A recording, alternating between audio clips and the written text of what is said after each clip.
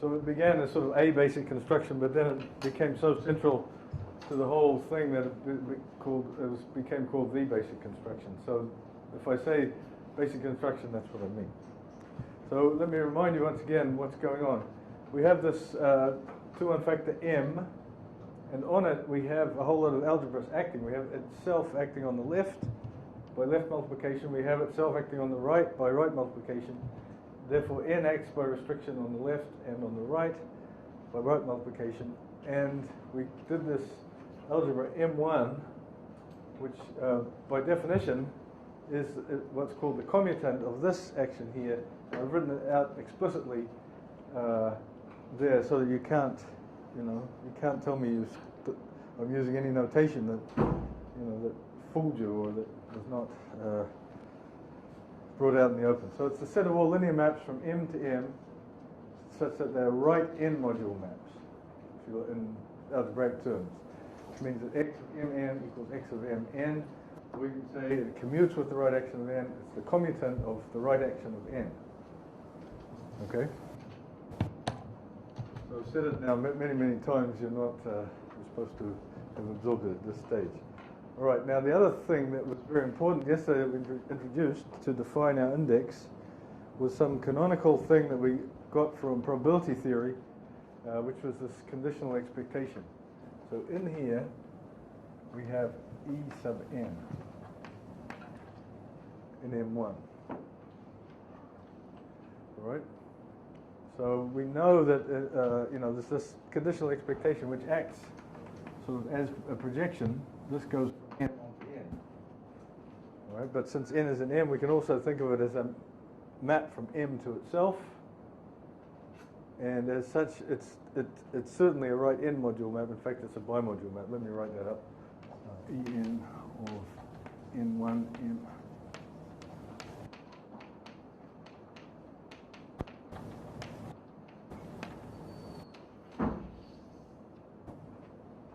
So not only does it commute with the right action of n, it also commutes with the left action of n, which makes it rather in a tight spot, in a very tight spot. Okay, so this, and let me remind you also that we defined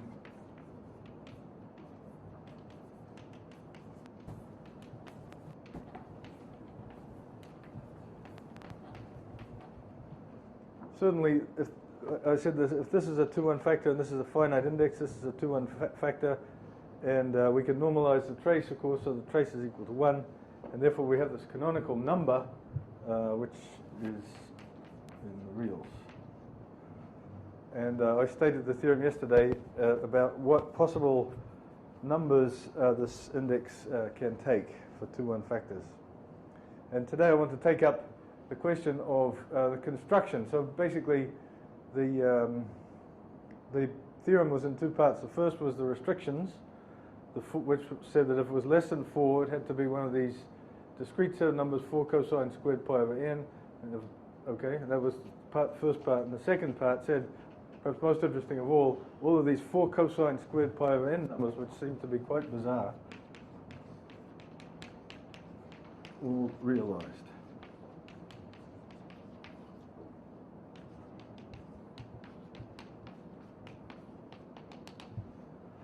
And the first one that's really exciting of these is for cosine squared pi over 5, because that is a number which is irrational.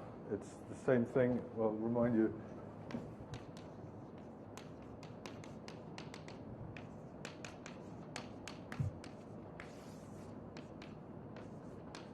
It's the same as the golden mean squared. Okay, so you can expect to see things like Fibonacci numbers cropping up, and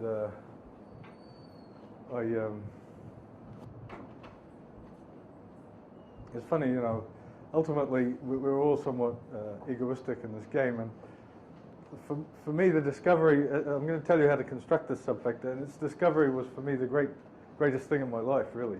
I spent, greatest mathematical thing in my life, I spent vast amounts of time on this particular subfactor because it was a sort of, either I had a new theory or I didn't, right? These cos squared pi over 3 was trivial, pi over 4 was trivial, pi over 6 was trivial, so this was the one. If this existed, there was something really new and exciting going on. If it didn't, well, nothing. So, you know, I devoted a vast amount of time, and I didn't want to name this guy, this particular subfactor, because I hoped that it would, this was my thing, that I hoped that it would get named after me. But looking back on it, I see that I should have called it what it should is naturally called, which is the Fibonacci subfactor. And in fact, that's what it's become called. Since the physicists got in the game, they call it Fibonacci. So, sad lesson for okay. So I want to tell you how to construct it. And that's going to involve this basic construction and understanding it in a lot more detail. But perhaps I should say that this was a construction from 1981 or so, 82, and it's still the only real construction of this subfactor. I mean, there's other ways, more sophisticated ways, but at the end of the day, you'll find they boil down to what I'm going to do now. All right, so there's two things that we have to study. One is, let me start off with that, because it'll bring us all down to, you know, get our feet firmly on the ground and our hands dirty and all that sort of thing. I want to study this basic construction in finite dimensions. So this is what we're going to spend a little while doing.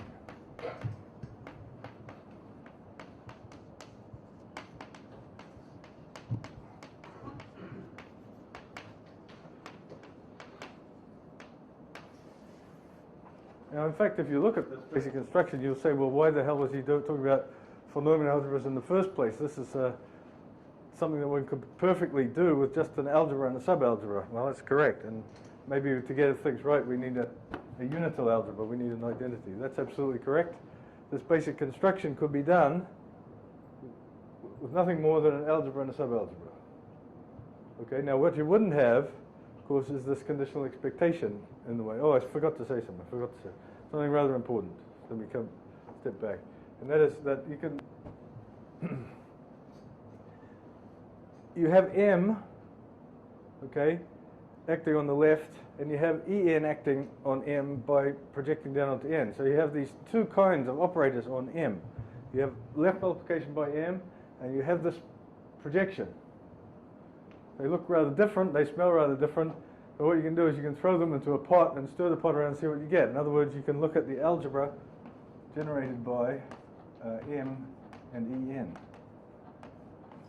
Okay, so once again, this, by definition, this is the algebra of linear transformations of M generated by left multiplication by M and this conditional expectation. All right? From what we've seen, it's obviously contained in M1. And the result is that it's actually equal to M1 for 2 unfactors. Okay? So if you just had an arbitrary algebra, first of all, you wouldn't have this conditional expectation. And second, even if you did, you wouldn't necessarily have this equality here. Yeah, I'm assuming some finite index. Right. Anyway. So,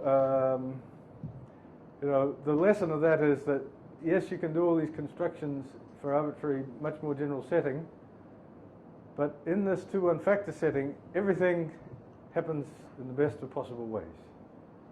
Okay, so if you want things to go right for you, you assume that it's a 2 unfactor and this is a finite index subfactor. And then afterwards, maybe you can see to what extent it can be generalized in its natural algebraic context and so on. But we might as well start with everything going right. Okay. So now I'm going to take this construction and I'm going to do it in finite dimensions. It's one of my now famous proofs by intimidation. So first of all, we have to. I'm going to not go completely mad. I'm going to retain some of the flavor of Von-Neumann algebras. In fact, I could say just I'm going to do it in the context of finite dimensional Von-Neumann algebras. So we're going to keep that. But you know, that's saying at this stage that this Von-Neumann algebras is something of a sledgehammer.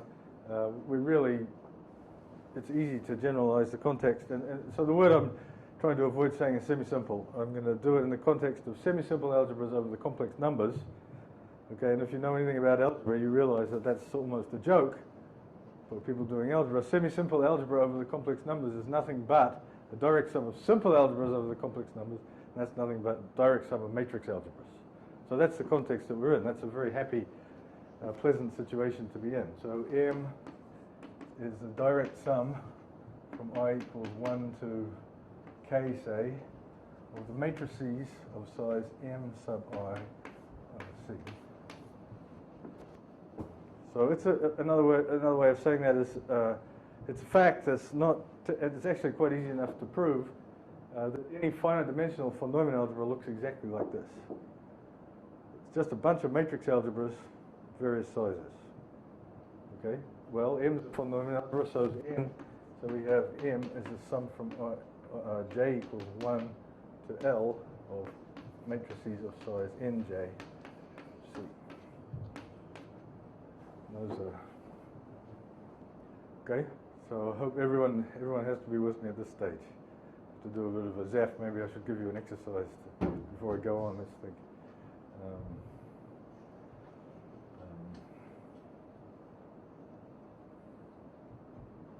Well, the one will come soon enough. It will be too hard to do. Yeah. May just make a rotationally it will be better if you wrote L and interchange K and L. K and L, because of the order of the alphabet? So you want K cross K. L rather than L cross K. Is that what you wanted? Yeah. If you see a reason, then that's good. So I'll stick with it. K and L, what is that? May be different.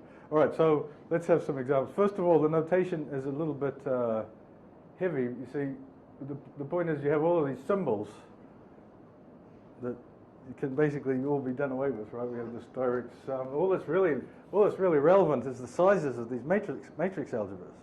All of the rest of the stuff is just spurious notation, and I guess how many there are. So, so we can reduce this down to writing down a bunch of numbers. So let me write down a bunch of numbers, 2 and 1. Okay, there could be more. So in other words, what I'm saying is that this notation over here is supposed to represent the direct sum of the 2 by 2 matrices and the scalars. So this is M2 of C plus M1 of C.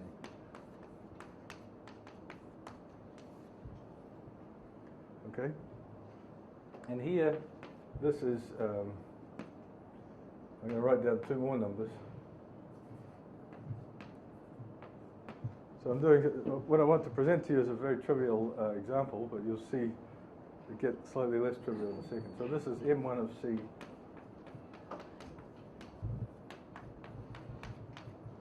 Right, so to tell you what M and N are as algebras, all I have to do is give you these numbers. That's right. This finite dimensional von Neumann algebras are extremely simple objects, very easy to understand, which is rather nice in the theory, because it means if you can reduce something to finite dimensions, it's almost over. Well, I can think of many exceptions to that, but it's a good attitude to take.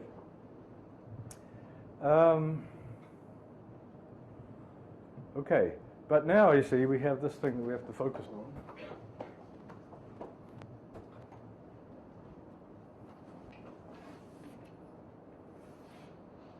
Which is the inclusion. See, the point is not only do we have 2 finite dimensional algebras, but one is included in the other. So we have to add to this data. Well, the data I've got here is just some numbers, which I might have picked out of a hat. I didn't. I prepared these numbers very carefully, because I know what's going to go on ahead. So do some members of the audience. We have to specify how this algebra sits inside this one. Okay, so now that's actually, if you think about it for a second, there's not going to be, how much do you need to know to specify the inclusion of one direct sum matrix algebra inside the other? And the answer is actually not very much. You see, if you think about this particular thing here, then that's a 1. That's a sort of an idempotent element. So You know, it's sitting. So how does this? What does this idempotent look like up here? Well, here it's a 2 by 2 matrix. So you know, and this idempotent is sitting inside this direct sum. So this idempotent or projection must be a projection here plus a projection here, right? So what are its choices in here? You know, up to moving around, projections are just given by their dimension. So it's either a projection of dimension 0, dimension 1, or dimension 2. So either the identity or some projection of rank 1. So according to those three possibilities, we're going to put a certain number of lines in between the 1 and the 2. If this projection sitting up here is 0 in this part, right, we're not going to put anything in. Okay? In that case, since it's actually there, it's got to be exactly this projection. If the projection is rank 1, we're going to put one line in. And if the projection is rank 2, we're going to put 2 lines in. Okay? And we're going to do that with each one of these projections and each one of these components. So if we look at this one over here, there's no way that it can possibly be 2 lines, but there could be 1 line. Here's the 1 line possibility. Now this one similarly could have 2 lines going there. It could have 1 line going there, but it can have at most 1 line going there. All right, now you see that things are not at all, that cannot be at all by any means completely arbitrary, because if this, for instance, suppose there's 2 lines here, okay, then this is the identity. There's no room for any more projections there. There's got to be, this projection here has got to be orthogonal. You know, this is a direct sum. This projection times this one is equal to 0. There's no room for any others there. So if this happened to be 2, let's just suppose, for argument's sake, that there was 2 lines here. Okay? Then there can't be 2 lines there. There can't even be 1 line there. So it's completely stuck. Once that's 2, that conclusion is completely determined. Now what about over here? Let's suppose that there were 1 line from here to here. That's fine. But then there's no room for this other one, right? Because 1 line means this is the identity here. There's no more room for another orthogonal projection, so there's nothing there. But that's not possible because this guy exists. It's got to turn up somewhere here, and we said there's no room for it here, there's no room for it here. So the only possibility is that that one is like that, and that one is like that. Okay? So anyway, what I'm trying to make you see is that there's a very simple way to describe these inclusions just in terms of a graph with multiple edges between these things as vertices and these things as vertices. So that's a perfectly fine inclusion. That says that the subalgebra of the 2 by 2 matrices plus the scalars is simply the identity, multiples of the identity, plus multiples of the identity. That's a pretty boring inclusion. There's one other one that's allowed by this data, so let's specify it, and that's this.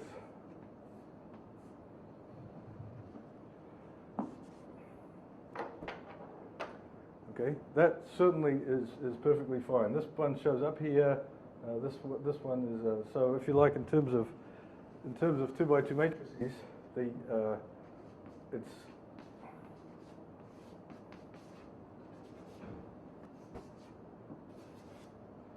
so to hopefully demystify everything. This algebra up here is the direct sum of 2 by 2 matrices plus the scalars, and what I'm saying is this subalgebra is the set of all x0, 0, y plus y. This y cropping up here and here corresponds to these 2, and the fact that it only occurs once there is that, right? The other inclusion, if we'd done that, would be something like x00, 0x plus y.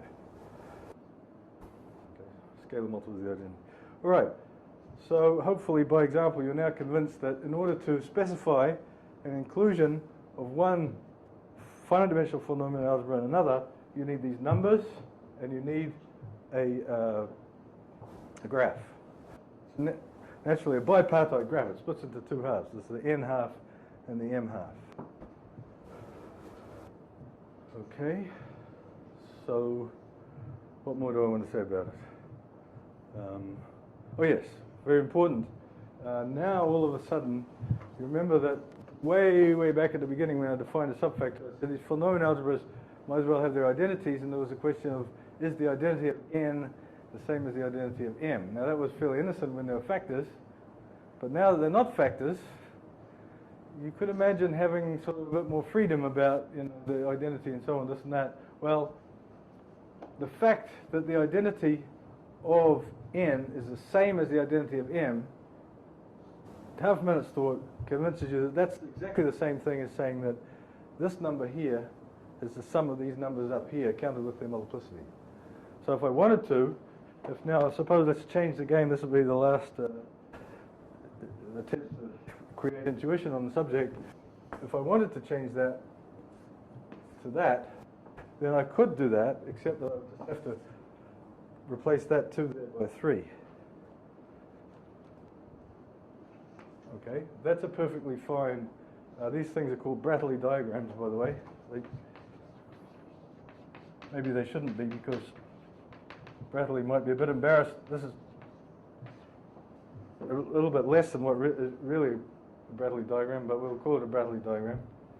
Okay, so let's look at this particular inclusion here, and to make sure that everyone gets everything, let's describe it as a 3 by 3 matrix in this form here. Okay? Well, it's the same thing, except here we've got to get 3 by 3 matrices, but if we make X be a 2 by 2 matrix, so we'll get X, 0, 0, 0, 0, Y plus Y. So that's this direct sum of matrices, this describes a copy of C plus a copy of C sitting with these specified, these things are called multiplicities. So the fact that you get 2 X's here is that, okay. So there's a little theorem which I've more or less gone most of the way to proving that, you know, anytime you have a diagram like this, you can make an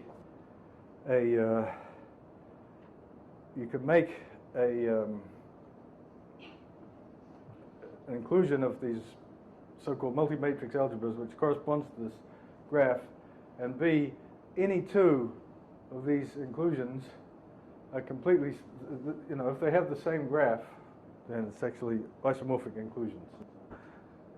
In fact, automorphism, the whole picture that sends the automorphism of M that sends N, you know, there's only one.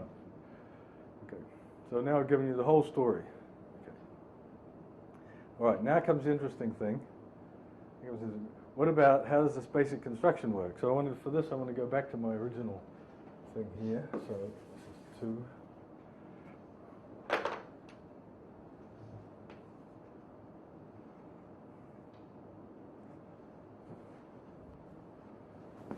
How does this basic construction work? So this is N, and this is M, and we're going to say M1. All right, well, you know, I said before that if these, well, take it from me, M1 has to be a finite dimensional polynomial algebra. It doesn't have any choice, but it's an algebra acting on M. M is finite dimensional, so it's got to be a finite dimensional polynomial algebra. So it itself has to be a direct sum of finitely many matrix algebras of various sizes. Okay? Now we've said that this diagram suffices to describe this inclusion here. Okay? So therefore it's going to suffice to describe this inclusion here. This is M1. Okay? So in other words, what I'm saying is that there's a way to obtain the matrix for this inclusion, to obtain the Bratley diagram for this inclusion from this one. Has to be. It's a canonical construction, so there must be a canonical way. All right. So the first thing is how many of these, how many components, how many summands are there in M1? Well, these guys are actually, the number of components is the dimension of the center. The center. So the first thing we want to know is what's the center of M1? Of M1. Well, the center, there's actually something slightly non-trivial that goes into this. It's the so-called bicommutant theorem, which presumably was known to Wedderburn, but folklore has it that the finite dimensional version was only discovered after the von Neumann's infinite dimensional version. Anyway, to cut a long story short, it's not much more than the content of this bicommutative theorem, that the center of n and the center of M1 are the same. Center of n and the center of M1 are the same. Okay? You could do that as an exercise, difficult exercise, without any fancy knowledge. Okay, so what does that mean? It means how many points are there, how many numbers are there that we need to put up on the board to describe M1? The same as the number here. Okay? So therefore, there are two numbers here.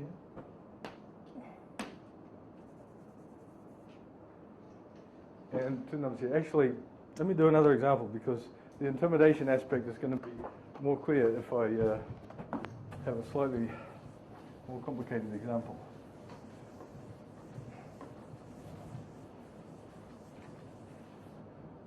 So let's assume that we have 1 and 1 and then 2. I'm just going to complexify it a little bit, situation. So this is another Bratley diagram for the inclusion.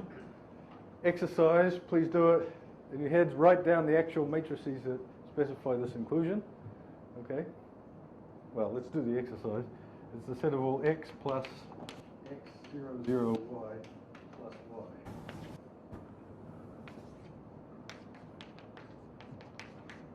This subalgebra, this direct submatrix algebra corresponds to this Bratley diagram. Sorry, I don't have Zeph's patience to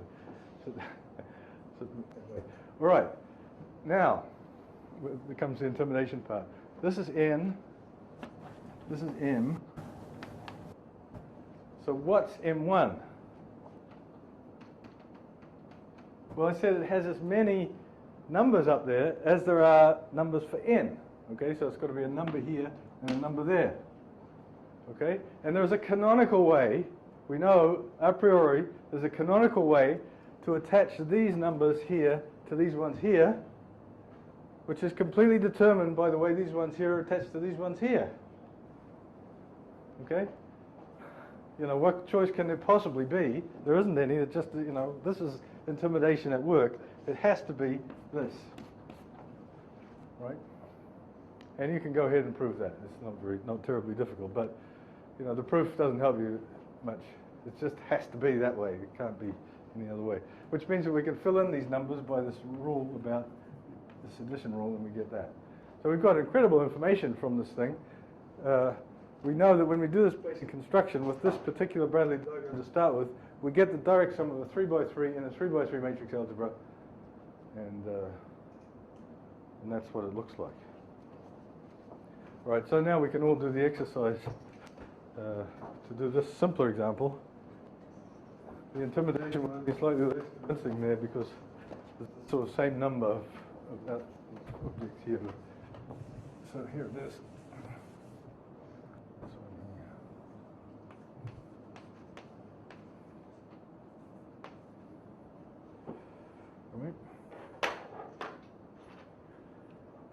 I'd like to, you know, try to ram home a point that this construction is really useful, just the knowledge that this is the way things work. You can deduce amazing things in group representation theory and all kinds of other things. We're going to use it in a special way, but it's a general and very useful construction. In fact, you can find this, of course, this is canonical. The algebras have obviously done this and, you know, refined it in very polished gem, which means that you can look at it, but you can't get it out of its glass case.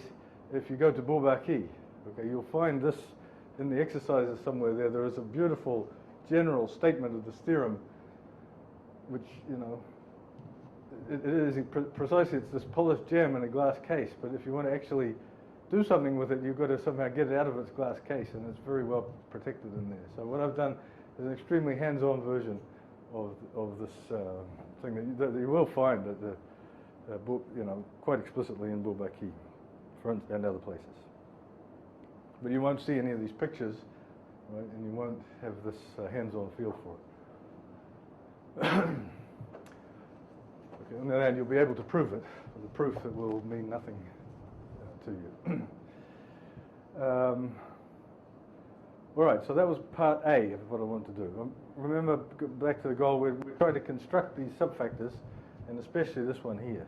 If that's the one that if that one really works, then all the other ones are going to work too. Okay. So that was one ingredient. I needed to study the basic construction in finite dimensions. I haven't told you why, but that will come. So there's going to be 3 ingredients. That was one. Finite basic construction in finite dimensions. Let's put that up there as having been covered.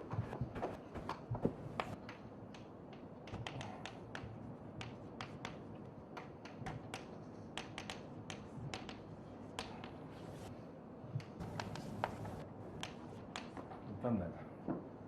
All right. Obviously, the exercise, if I were to give one, would be to give another one of these inclusions. Well, let's do that. Let's do this one. Make that fit. Let's put a little bit of multiplicity in there. That's going to be 3. Okay?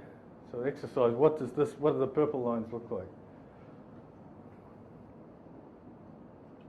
And what are the numbers here? Who's got a really good idea of what the answer is? Oh dear, this is bad.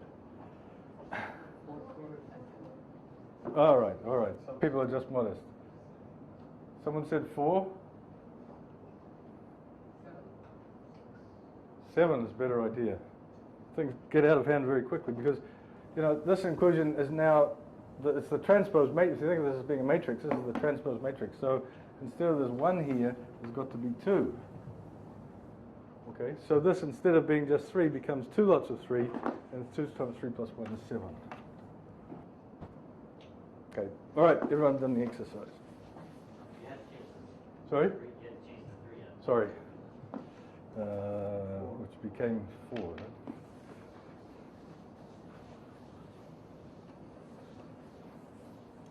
All right, section 2 on the list is iterated.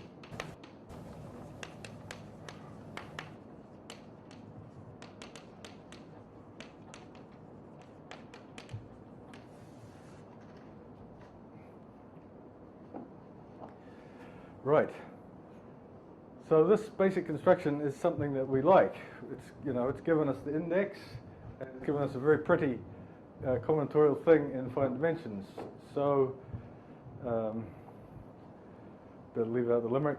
What we want to do is we love it so much that we want to do it again and again and again. Right. So we take.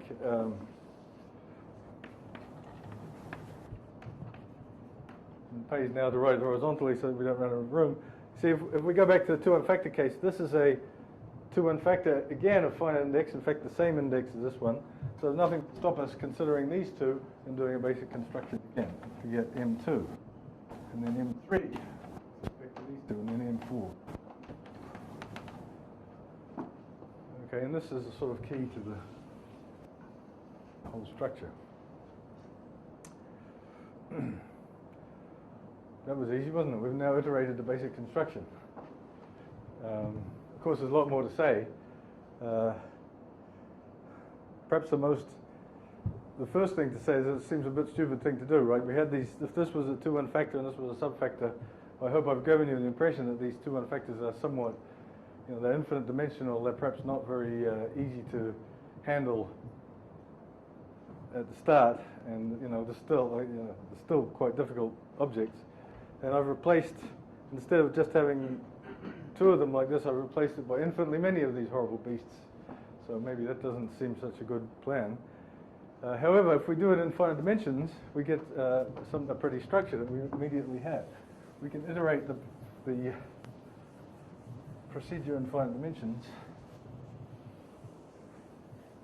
And let's do it for this. I still want to do it vertically. Is there a question? This is AF algebra, is it? This limit? Well, no, not necessarily, because we're going to come to ones that are, but n and m were just arbitrary 2-1 factors, right? The n might have been the. These are finite dimensional equations, no? These ones are. This was. Sorry, I didn't make that clear. Over here, I was back in 2-1 factor land, and I said, let's iterate the basic construction. I'm going to come back to that. It's very important to do it in 2-1 factor land. Now, I'm going to go over here and iterate it from finite dimensions, and indeed we will get these AF algebras. so let's come back to that. And we'll come back to our example. There's 2, 1, right? If we did that, the basic construction is very simple. It gives us 3, 2. Okay, so this is n, this is m, this is m1. Now, we go to 5, 3. Okay, and you get the picture, we just simply flip and flop backwards between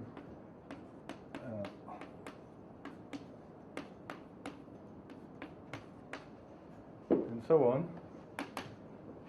And we get a tower of algebras. This is M1 contained in M2, contained in M3, and so on. They're all finite dimensional. But obviously, if we've iterated this all the way to infinity, we would want to consider the union of all of those, which is what's called an AF algebra, approximately finite dimensional. It's a union of an increasing sequence of finite dimensional algebras. So it's AF. So the union of I of M sub I is an AF algebra. And you'll notice in this example, as I said, I told you we were going to see the Fibonacci numbers, and there they are. Come up 1, 1, 2, 3, 5, 8, 13, 21, so on. Okay, and this is a dot, dot, dot in the vertical direction. So we have, we could call this M infinity.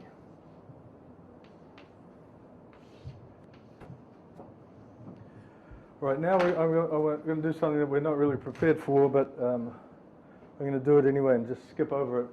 I'm going to say, we might as well, I just say there's a way to complete this to get a full Neumann algebra.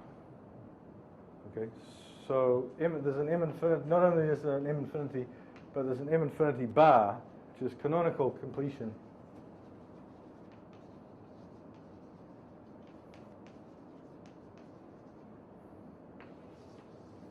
And it's a full Neumann algebra.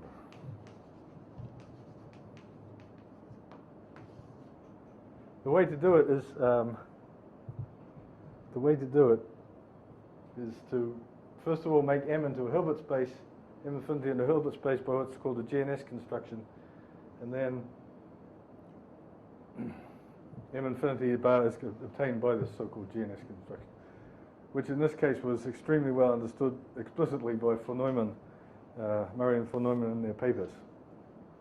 The GNS came much later on. Okay, so I'm sorry about that, but it's really the time constraint. I'm going to behave, what I'm going to do is I'm going to behave as if M infinity was already a von Neumann algebra.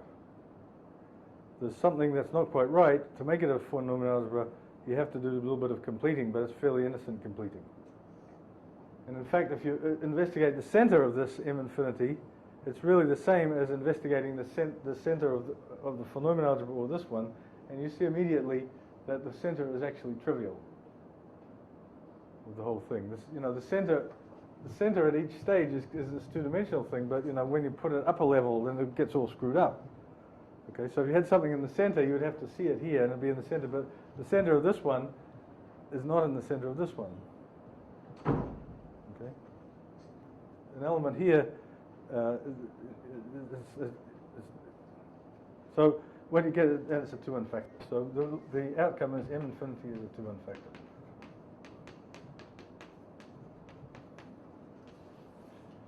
Aha.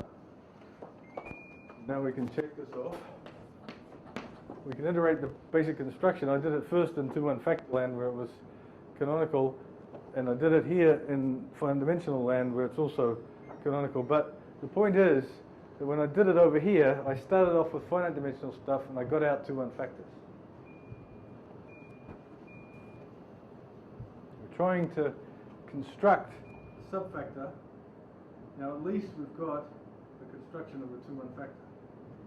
Remind you what the construction was. You take an inclusion in finite dimensions, do the basic construction, and you iterate it. You get an infinite dimensional object, which might as well be a 2-1 factor. I'm going to behave as if it was. There is some innocent completion to make it a 2-1 factor. Okay, so we've got a factor, now we've got to get a subfactor. So the last ingredient of this process. You don't say anything about the trace? I'm trying to put it off. If I can get away with not saying I will. You're saying 2 infinity factor, a 2-1 factor. 2-1 factor, right. Okay, right. I have been called on the subject, so I have to say something about the trace. If it's a 2-1 factor, it's got to have a trace. If it's a 2-1 factor, it's got to have a trace. So how do we see the trace on this picture here? Well, the trace, it's going to have to restrict to a trace on these fine-dimensional pieces. And what's a trace on a direct sum of matrix algebra? What's a trace on a matrix algebra? Well, we all know that there's only one trace on the matrix algebra, but it could be defined up to multiplication, the normalization property. So in other words, a trace on one of these guys is the data of a number here. It's called mu1 here and mu2 here. Okay, so it's a kind of vector, if you like, and it has to have the property. If I say that mu1 is a trace of a minimal, to make contact with the usual trace, the trace of a minimal projection is 1, right? Diagonal element 1 up there and zeros everywhere else. Trace is 1. So I've got to give weights to the minimal projections. So I've got to give this mu1 is the weight of a minimal thing in here, 5 by 5 matrix with a 1 up the top and zeros everywhere else. So the rule is, and since the whole trace is supposed to be normalized, so the trace of the identity is 1, we must have 5 mu1 plus 3 mu2 is equal to 1. So that's the trace of the identity. The minimal projection, the trace of this sort of central thing here is going to be 5 times mu1. This one is going to be 3 times mu2, so altogether they have to add up to 1. Okay? Now, the trace has to be compatible with these inclusions. And to cut a long story short, to cut a not very long story short, it turns out that there's only one. There's a unique choice of these weights at every level such that it's compatible with the inclusion.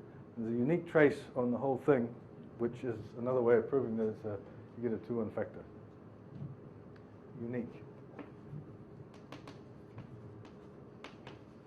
So in other words, if you just consider algebraically this union of the MIs, that algebra as a complex algebra, associative algebra over the complex numbers has one normalized trace, just one. And it turns out that that's given by, well, we can expect what intimidation, it must be given somehow by the golden ratio. Okay? So if you stick a golden ratio in here, and a golden ratio in here, and make sure they add up to 1, then that must be the trace. Well, maybe you have to do it here to make sure it works. Anyway, a little fiddling around to find exactly what that trace has to be, and the golden ratio is going to be in it. Enough said on the trace? Okay. So third ingredient.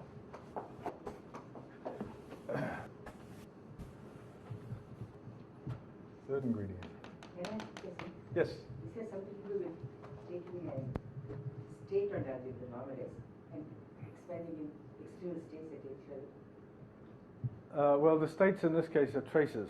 Traces normalized with something. Right. When I go up and look at the extremal states there will be coefficients and they look like these mu's. Well, there will be lots of extremal states, but there's only one trace, period. It is extremal because there's only one point. You've got a simplex with only one point. If you looked at states, that would be a different story. Yeah. Okay? But traces, there's only one. But you're normalizing the trace in each component. Right. What I'm saying is, let's suppose there is a trace on the big thing. Then it restricts to a trace on all of them. So therefore it's automatically normalized. And a little fiddling, you see that there's only one choice for it to be compatible with these inclusions. And this has something to do with partially ordered sets also, no? Well, possibly, but I mean, I think you're doing things that are much more fancy. If you start looking at states, and these are like traces without the trace property, then that's a very complicated story. I mean, another example of this is, which I was also somewhat, is the Clifford algebra. You can make the Clifford algebra come up in this situation in the CAR algebra, the canonical anti-commutation relation algebra.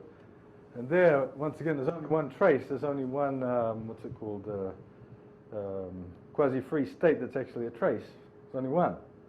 But there's a whole lot of quasi-free states. Okay. Similarly here, there's tons and tons of interesting states. And there's only one trace. All right, so the third ingredient is, unless there's any more questions, we'll never just answer, is commuting squares.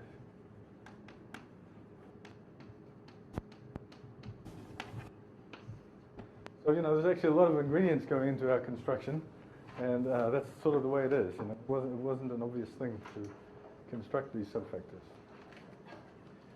Commuting squares. So this is another new notion in finite dimensions, but in order to motivate it, it's clear that we need not only a factor, but a subfactor. And one natural way of getting that is to construct at the same time, approximate the whole thing one step at a time by finite dimensional things. So I'll define what I mean by a commuting square, and then I'll show how it gives us our subfactors. So this, we're going to have A0, AB0, A1, and B1. These are all, let me say that there's, and part of the data is a trace. This time it won't necessarily be a trace on B1. So trace, and I'm going to assume that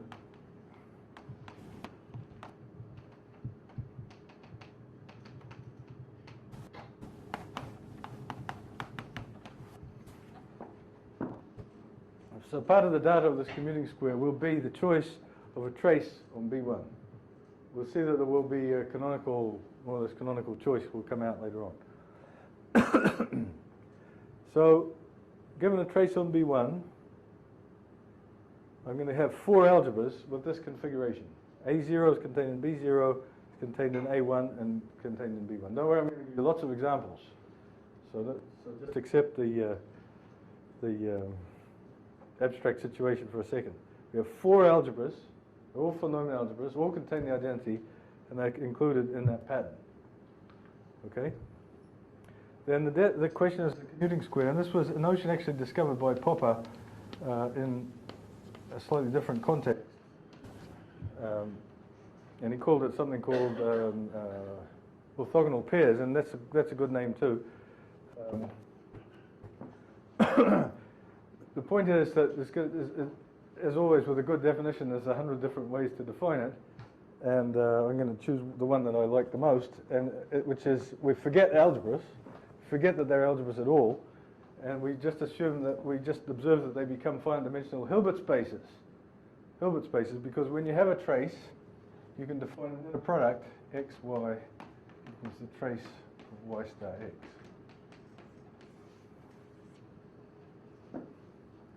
That makes, if you look at these conditions and blah, blah, blah, then that makes the space, and since it's finite dimensional, we don't have to complete, makes it into a Hilbert space. So what we have, now we forget that we've got algebras altogether, we just say, well, we've got a Hilbert space and we've got 4 subspaces, 3 subspaces, this one, and this one, with these inclusions. And to say that that's commuting square is to say that these are in the simplest possible geometric configuration. We have this subspace, and their intersection, and the simplest imaginable thing is that modulo their intersection, they are orthogonal. Okay? So B0 and A1 are orthogonal mod.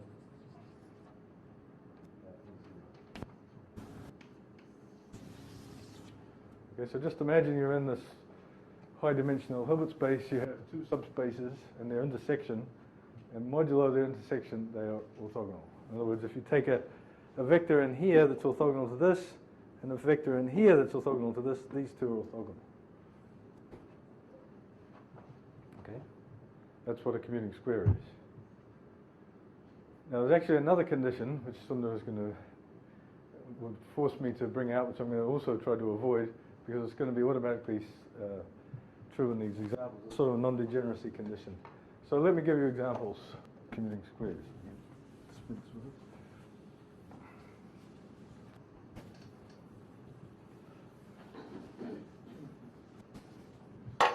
So now we're really on a very basic combinatorial level because these. Well, let me do the first example.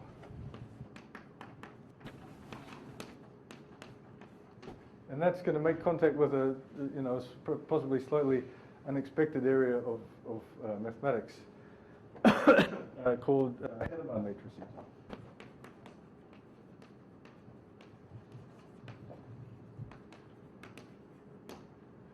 So there's a little parenthesis in this inside the parenthesis, let me remind you what Hadamard matrix is, or I'll tell you what it is if you don't know already. Hadamard matrix was, the concept was, it's an interesting history. Hadamard was trying to, he had this inequality between the determinant of a matrix and the L2 lengths of the rows or columns. In fact, that is his inequality. The absolute value, the determinant of a matrix is less than or equal to the product of the L2 norms of the rows or columns, whichever you like, obviously by transpose. So that's a fabulous thing. Now, if you think about real matrices, the question is can that inequality actually be attained? And he saw that for real matrices, it would certainly be attained if you had a matrix that was all ones and minus ones to get those two norm things to be the maximum, all ones and minus ones, and orthogonal at the same time. Okay, so he actually succeeded in maximizing, the determinant over all matrices whose entries were between -1 and 1. He succeeded in maximizing the determinant, provided he could get an orthogonal matrix whose all its entries are ones and minus ones. So that's well, it's not quite orthogonal.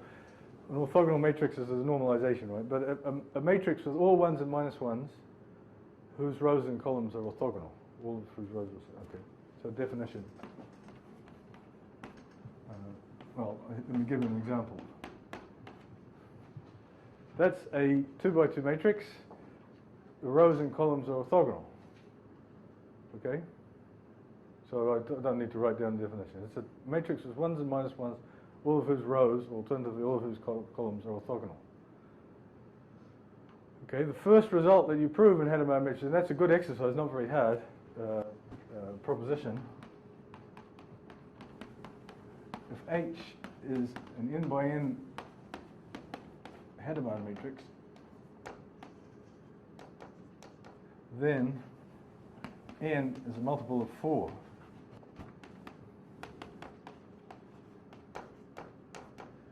Okay, so this looks like a bad start. There's a counterexample right on the board, but this is the only counterexample. So it's either 2 or it's a multiple of 4. And that's a good, simple, fun exercise to do. All right, so, and there's an unopened problem. And, you could think of this as the fact that this is still open measures our inability to maximize determinants. Okay, because if we had the answer to this, we would have maximized a lot of determinants over compact sets of matrices. And the open problem is the converse. Is it true that for all n which is multiple of 4, is there a Hadamard matrix of that size? You mean real there, because there will be other amount of matrices with complex. Right, well, for the moment, I'm just sticking to the real. So I'm in the real world. I'm going to stay in the real world for a little while. So a Hadamard matrix, by definition, is a matrix with ones and minus ones. So the question is there a Hadamard matrix for all of size k whenever k is a multiple of 4? So as you can imagine, it's known for k quite large. I don't know what the current status is, but it's certainly 4k will certainly be in the thousands before you'll find a counterexample. Well, before you'll find a number for which it's not known. It's sort of like the twin prime conjecture or something like that. It's obviously true, but to try to get a construction that works for everyone seems to be quite difficult. The statistics are, there's equivalence of Hadamard matrices. You can permute the columns and the rows, and you can multiply each, in obvious things, you can multiply each row or column by -1. If I multiply that by -1, I'd still get another Hadamard matrix, but it's not really new. I could permute the rows and columns, I'd still get a Hadamard matrix, but obviously not really new. So up to that equivalence, here's some statistics. Of size 1 is none. Of size, I don't know what the theory of the empty set is. I guess there's forget. The 2 by 2 matrices is 1 Hadamard matrix. 4 by 4 matrices is 1 Hadamard matrix. 8 by 8 Hadamard matrices is 1. 12 by 12 is 1. But then things start to get a bit bigger. 16 by 16 Hadamard matrices is 5. And it tends to grow. Okay, you get more and more. But every time you hit powers of 2, you get an explosion. So if you kept on going up, I think 20, I don't remember, I think it may be unique for 20. 24, there's more. But when you get up to 32, there's a big explosion. Which is, from the point of view, rather interesting. All right, so this is, all right, so now you're supposed to remember what the hell has this got to do with anything? Why am I talking about Hadamard matrices? Okay, so we can answer that.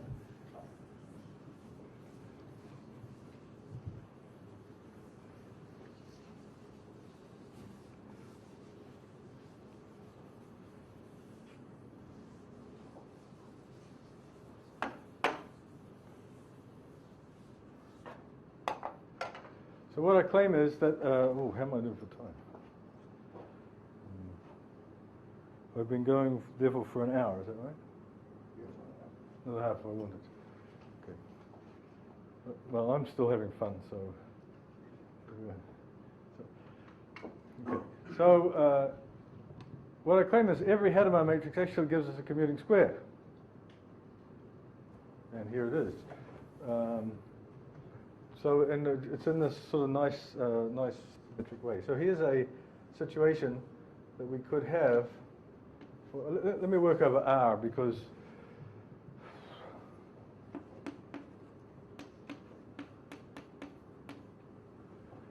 okay. So we'd suppose that remember this commuting square.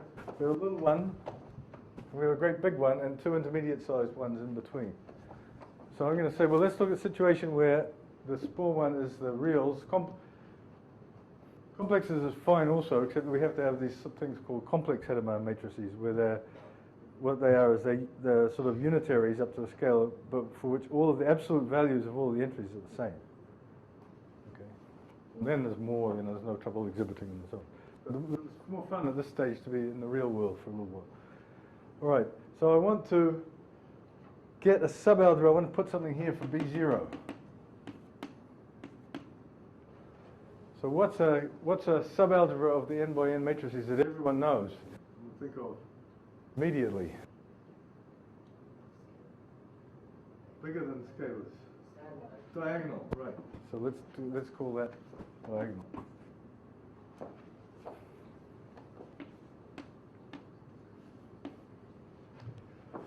Okay, now we want to fill this thing in with another algebra. So one obvious way to do that is to take this delta and start conjugating it by matrices. Then we'll get things that are conjugated. And since we're supposed to be in positive definite land, we want to conjugate by orthogonal matrices. Okay, so I conjugate. So that's the first example of commuting square. Now, maybe there's another example which I should. It'll make contact with the work of Sundar and Krishnan, right? I take a fixed Hadamard matrix, and this gives me a commuting square. Exercise, show that for this to be a commuting square is equivalent to O being Hadamard.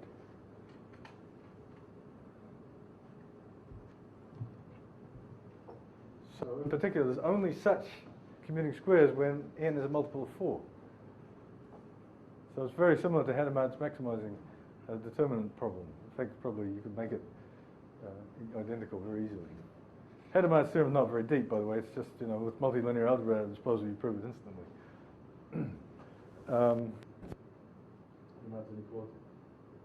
Right, so here's another one. Let's take C. We'll go back to C. We'll take MNC, tensor MNC as a big one. In the same spirit, and here we'll take MNC, tensor 1.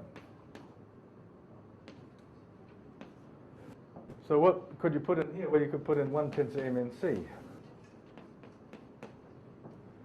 In fact, that's a commuting square. Okay, that's a commuting square. So that's very easy. This is a slightly different situation. MNC tensor what? The identity. 1 tensor MNC. So, you know, that's the matrices, this block and so on. Now, then what you can do is you can start to conjugate this by unitaries. And then there's a condition which is kind of complicated for this to be a commuting square.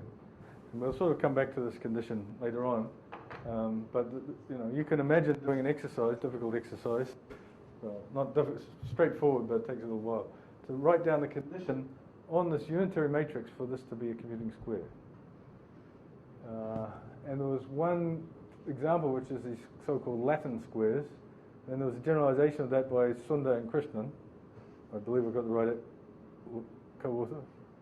He said she didn't know why her husband's name should go on there. Her name is Uma. Uma. So it's Sundar and Uma Krishnan. They discovered this thing called bipermutation matrices.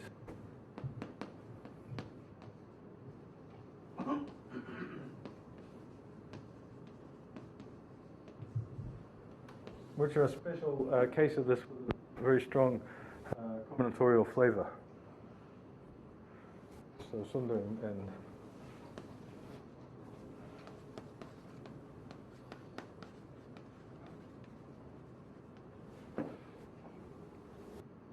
so there's lots of examples and so on and so forth, and these can be looked at also. I could give more examples. Every time you have a finite group, there's a canonical example. Actually, I could give that maybe just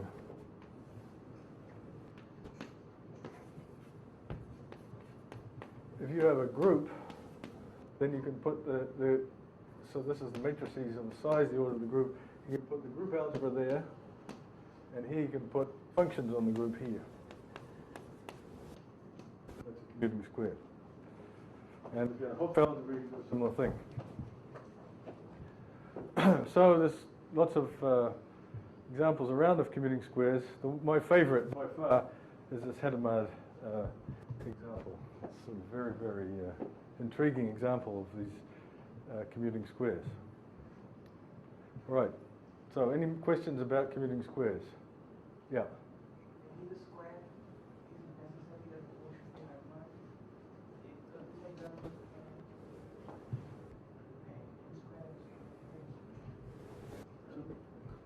So in this example here, it's if and only if.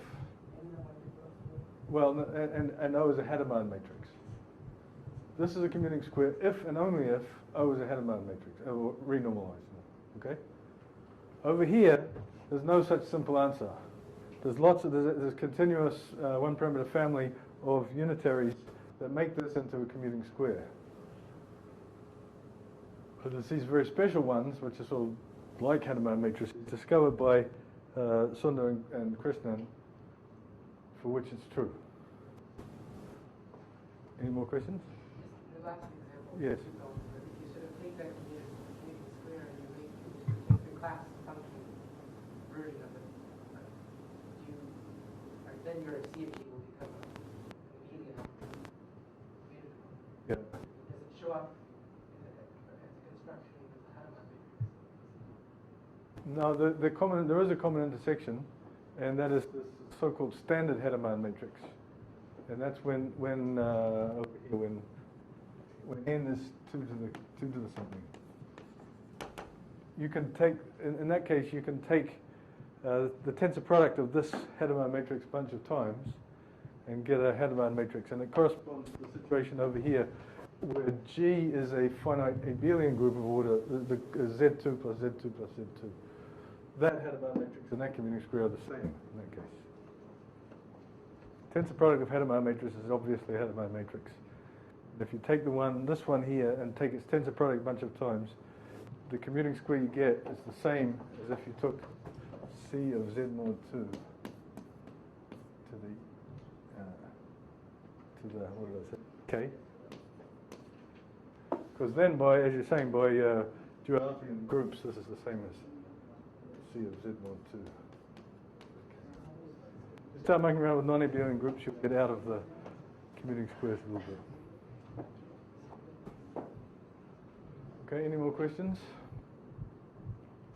We have therefore mastered the third ingredient for our construction, commuting squares. Okay? So now I can go ahead and do it.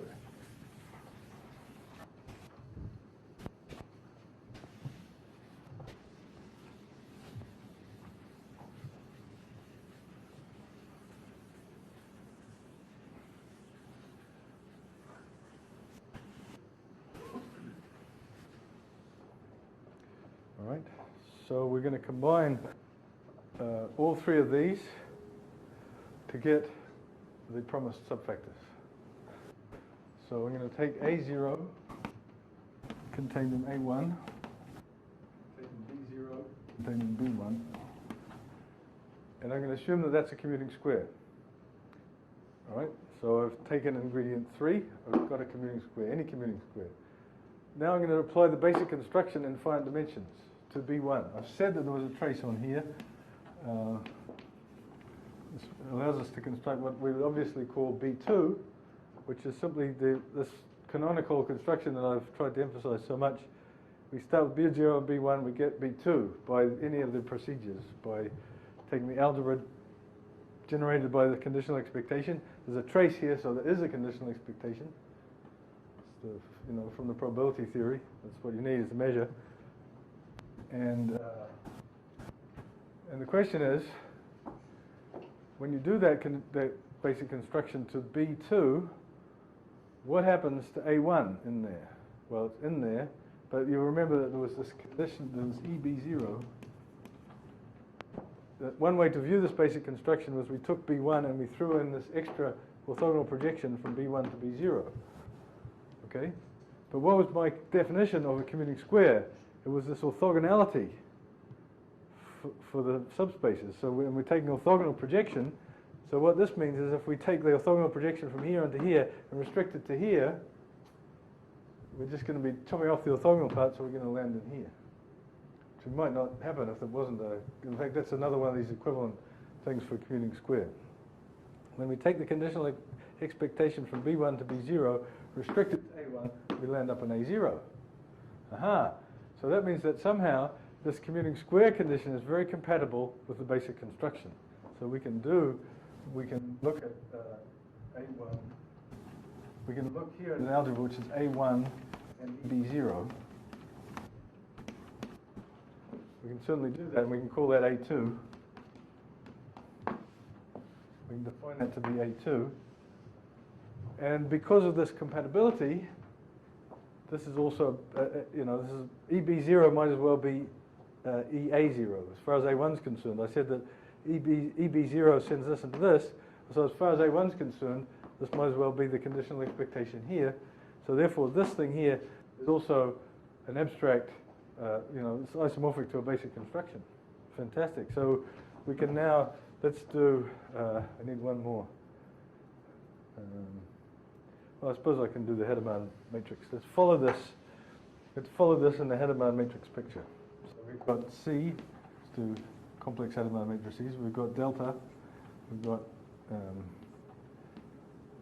MNC, and we've got U, delta U inverse. And now I'm doing basic constructions, and I'm getting an obvious inclusion here. So what does this look like in Bratley diagram terms? Well, what's the Bratley diagram for C connected to delta? It's just a fan like that, right? This is C, this is the diagonal entries. And what's the Bratley diagram for this into the n by n matrices? It's just that. So these are all ones, and this is n. And so to get this inclusion, well, all we've done was conjugated, so this also looks like ones, and that looks like ones there. So on the Bratley diagram level, this is what this looks like. Okay? So we know how to iterate that. We know what the basic construction does there.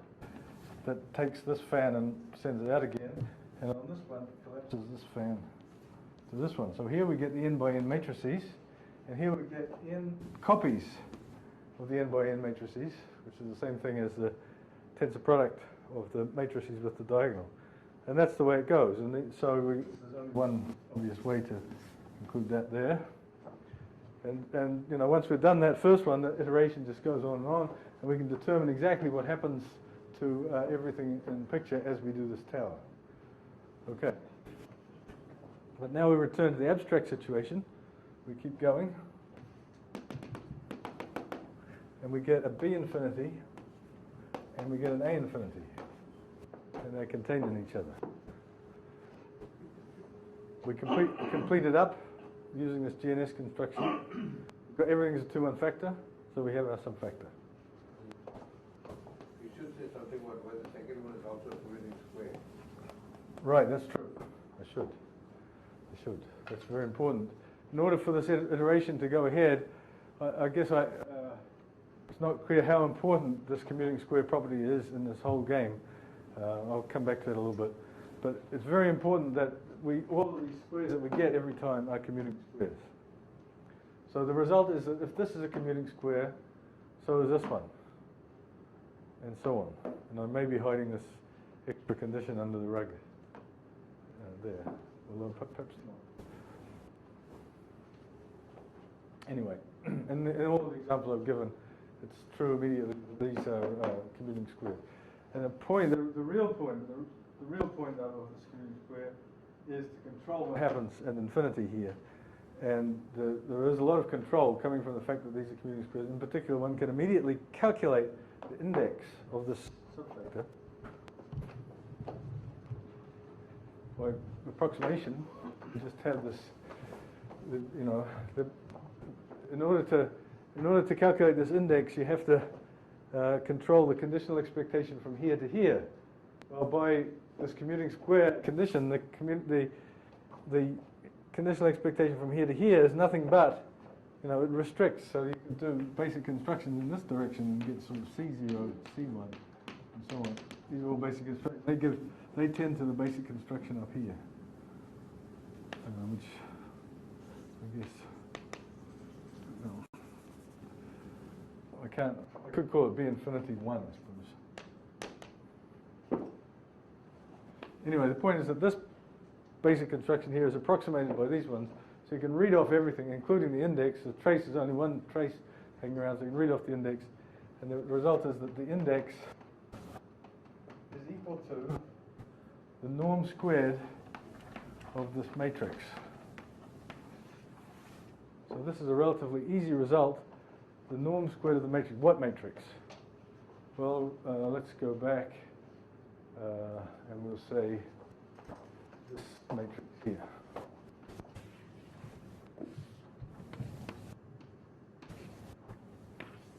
So remember, I started off this lecture, an inclusion of finite dimensional polynomial algebras, semi-simple algebras, was given by this combinatorial data, which is a bipartite graph. The adjacency matrix of that graph is this lambda. So this is the adjacency matrix.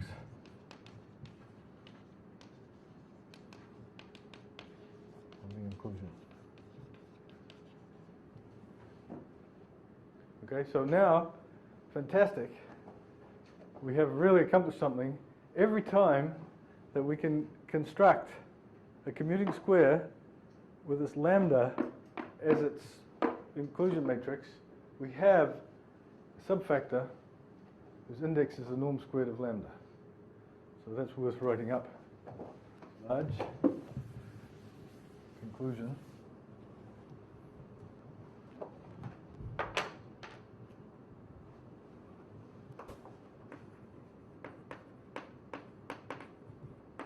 If there is a commuting square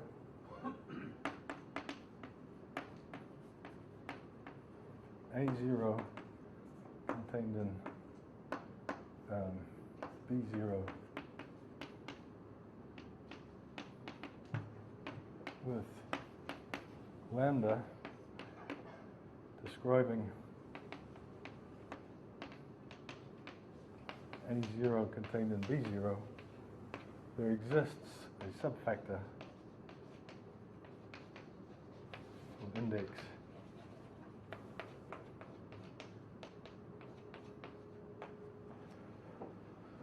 okay, so just to remind you, if you have a matrix lambda, then the norm squared is the largest eigenvalue of lambda transpose.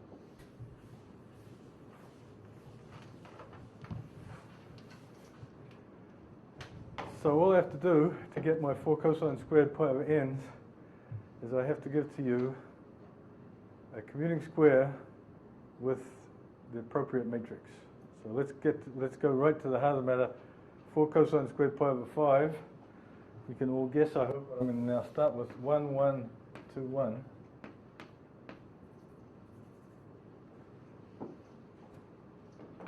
And I assert that you can get a commuting square, so this is A0 and B0, based on this. And here's how you do it. You do the basic construction and you call that B1.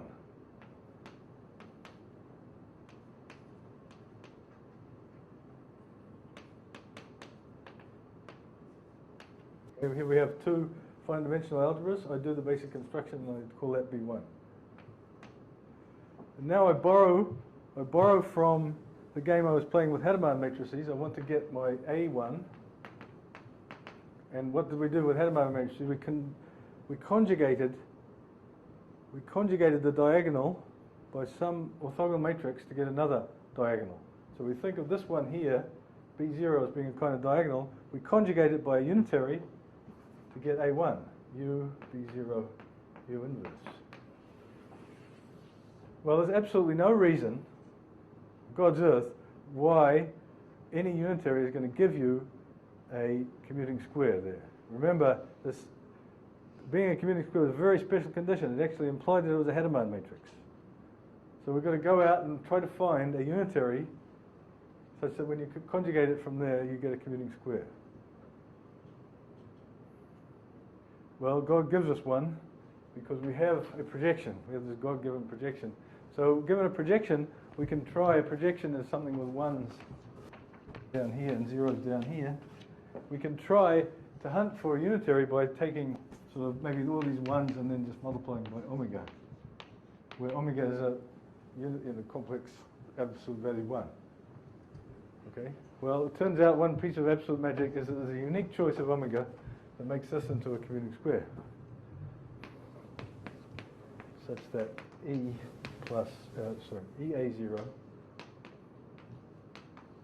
plus omega times 1 minus EA0 is a commuting square.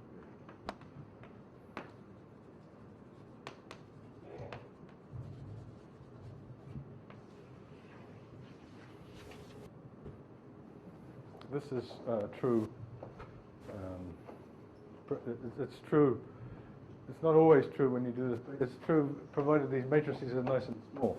Provided these inclusions are nice and small, it's always going to be true. So we have proved the existence of a subfactor of index 4 cosine squared pi over 5.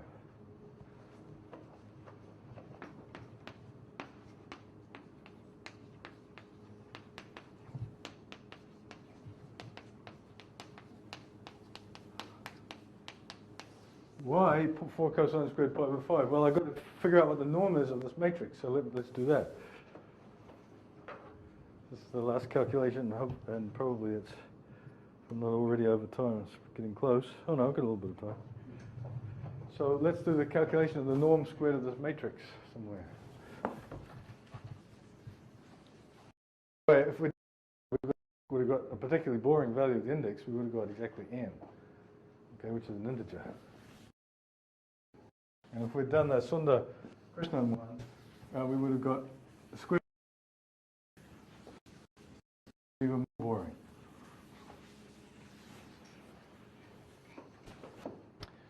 Okay, so here's our inclusion: 1, 1, 2, 1. I'm going to do something very, very elementary now. Hopefully, everyone will a little bit of fun going on. What's the matrix? The matrix that specifies this inclusion? Well, it's a bipartite graph, so you can do this sort of bipartite version of the inclusion matrix, and it's obviously, let's see, if these are the columns and these are the rows, then it's 1, 0, no. What did I say? I said these are the columns, so this one is connected to that one and to that one. This one is only connected to that one. So that's the matrix lambda. So I have to take lambda transpose and get its largest eigenvalue. It's the norm squared. So I take 1, 1, 0, 1, and I get 1, 2, 1. Oh, I better get the symmetric matrix. 1, 1, 1, 2. So I end up with the fabulous job of calculating the largest eigenvalue of this matrix. It's a 2 by 2 matrix, so that is taught presumably in high school in India, or is it? Not eigenvalues. Not eigenvalues? Anyway, first year undergraduate, first linear algebra course in the first few lectures. So it's lambda squared, the characteristic equation is lambda squared minus the trace of lambda plus the determinant. And that gives lambda equals 3 plus root 5 over 2. And there's our cosine squared pi over 5. Okay? So in this way we have realized it was a difficult job, I agree, and there's lots of details that I left out, but it was path, and it was absolute, completely, there's no murkiness, there's no gauge theory or, functional integral or anything like that. This was an absolute path. Everything, this operator was unitary, manifestly unitary. The projections were all manifestly orthogonal projections, and everything happened in von Neumann land. So we got an honest, we didn't just get some algebra, we got a von Neumann algebra, and we got a Hilbert space with a positive definite inner product, no murkiness. Everything was completely honest, and at the end of the day we ended up with a subfactor of this index. With this simple data.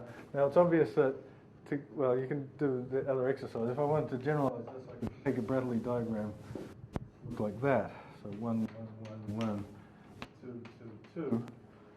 And I would get, I could do the calculation. And you can guess that these 4 cosine squared pi over n numbers come simply from getting the largest eigenvalues in these cases of lambda transpose, norms of these matrices.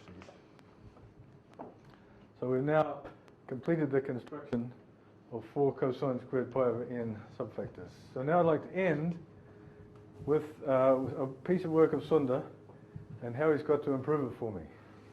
Okay, so this was the first result of Sundar that sort of made a big mark on me. So the question is, when do these damn commuting squares exist? Right? We've got lots of examples, but suppose I give you some graphs that fit into the pattern Bratley diagram wise. It doesn't mean it's a commuting square, right? I mean, I should have emphasized this right at the start. Here's a square that's not a commuting square.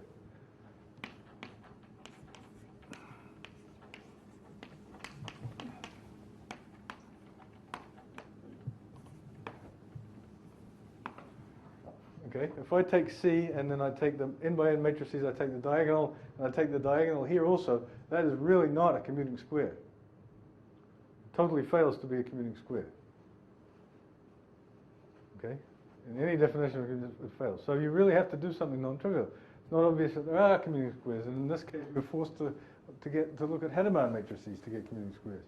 So in general, but the Bratley diagram of this was just, it was just this, and this.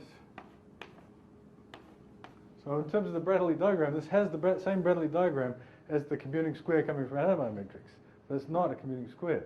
So these commuting squares have more data than just the Bratley diagram. So the question is, give yourself a Bratley diagram. Is there a commuting square structure on it? Well, every time there is, you're going to get a subfactor of that index. Okay.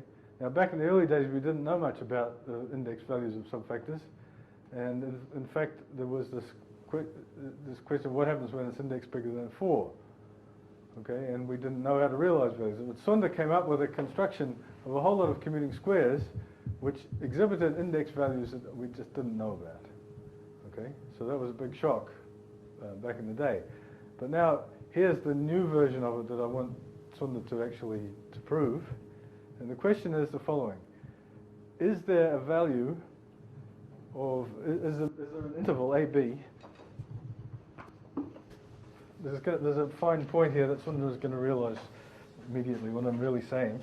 So does there exist an interval AB contained in R plus such that index values closure is equal to intersect AB equals AB.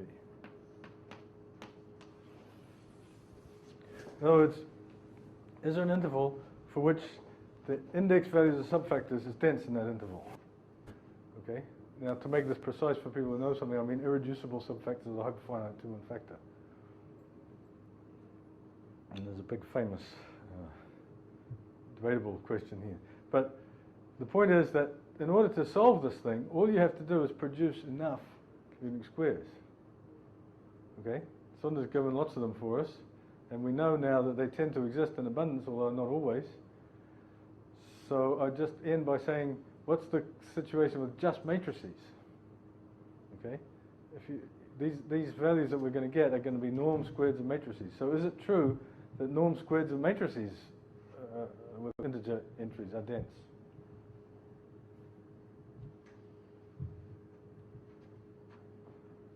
In an interval. Does anyone know the answer? We take matrices with integer entries. We take their squares of their norms. Those are all real numbers. Is there an interval in which those are dense? Okay. So there's a tiny little anecdote here, which is I put this. I kept asking the people in my seminar in Berkeley this question every time, and people didn't know the answer. And finally, my students said, "You have to put this on Math Overflow." Because this is Math Overflow, we ask these questions. I was very reluctant because I'm not a Math Overflow kind of person. But finally, I got my arm twisted enough that I said, all right, let's put it on Math Overflow. The next day came the answer to the question. And the answer was, well, yes, this result is contained in a book by Vaughan Jones and Gil Dillahab and Fred Goodman, written in 1986 or something. So this was very embarrassing for me. So it is indeed a result of Shearer, of a guy called Shearer, that in fact norm squares of matrices are dense in the entire interval 2 plus, I think it's 2 plus root 5 to infinity. So as soon as you get above 2 plus root 5, you can approximate any real by the norm squared of a matrix to arbitrary precision. So the question is, so there's tons of matrices out there. The question now is, can you put what we call connections? Can you make them into commuting square? Okay. So Shearer has this method, and in fact, there's an improvement on that due to Dillahab, and then another improvement, I think, due to someone else. So there's this nice machine for producing lots and lots of matrices tending to a given real number using what should we call it, the continued fraction expansion or something like that. And the question is, can you actually do that and not only have a matrix, but have a commuting square? Okay. So that's the end of today's lecture. I still haven't got to the beginning of the first lecture, which is planar algebras, but tomorrow we'll get to planar algebras.